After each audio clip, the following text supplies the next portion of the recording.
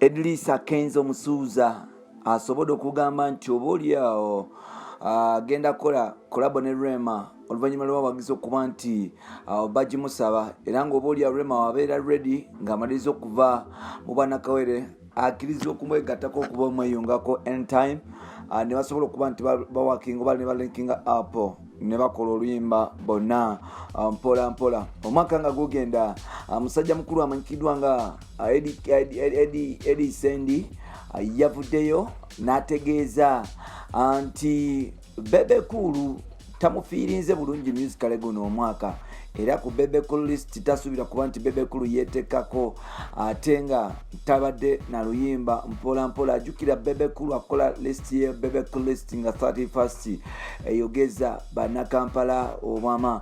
Musajja mukulu amanyikiddwa nga Kuku Keisuku Wazabanga avuddeyo n'agamba nti Spice Dena mutuufu obuta akkiriza awards ng'agamba awards ze Uganda ziri feke zikozesa bukozesa. Tugenda kwogera ku Eddie Sendi, tugenda kwogera ku Kasuku Wazabanga ne Spice Dena, and the same time tugenda kwogera ku Edlisa Kenzo Musuuza ne mukyala mukulu amanyikiddwa nga Rema Namakula.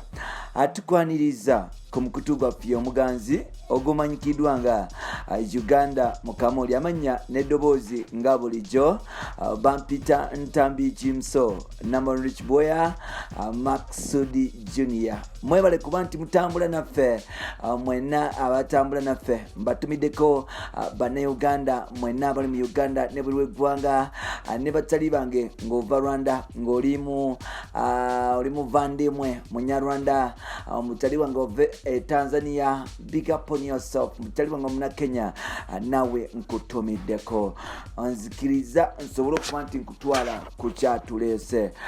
Kenzo agamba nti obulamu bwe ennaku zino abutambuza mu ngeri ya njawulo ddala era nga omuntu ne bamugamba nti Kenzo oli musiru agamba nti yeewunya bwewunya n'agamba kyogamba bulijjo ni musiru.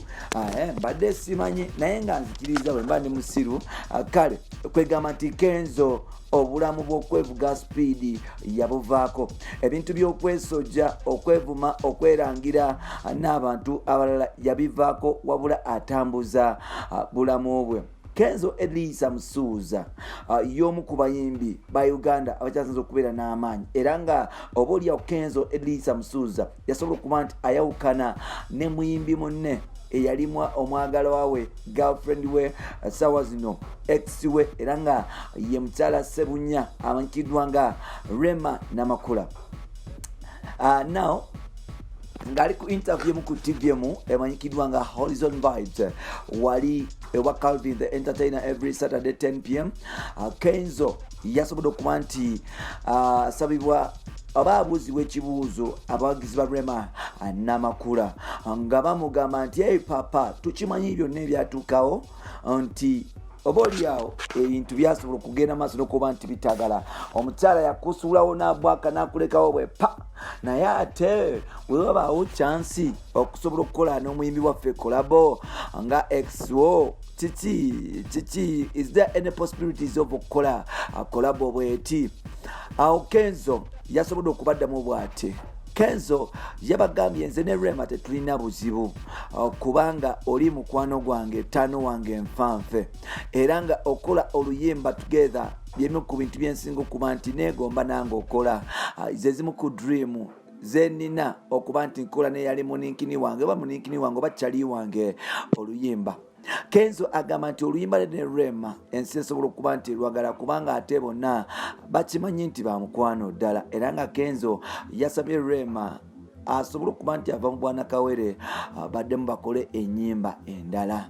Waliwo abagambye mbu Kenzo ayagala kukozesa mukisa guno akozese chance endala okusobola okuba nti anyakula ku musajja eyamunyakulako omukazi Dr. Muza Ssebunya mukyala we nga ayita mu nnyimba mpola mpola. Newankubadde nga Kenzo agamba nti byaliwo ate tasobola kudda mu byayita kubanga ate Namakula Mbona Makula anyumirwa nnyo okuba nti alina omuntu amufaako, omuntu oyo asobola okuba nti amuwa obudde, ate ng'oba oliawo Kenzo Elisa Musuuza ebiseera bye eby'ennaku zino ebisinga obungi anyumirwa nnyo okuba nti oba oliawo akola ebidongo oba afa ku kalye ye okusinga ekintu ekirala kyonna.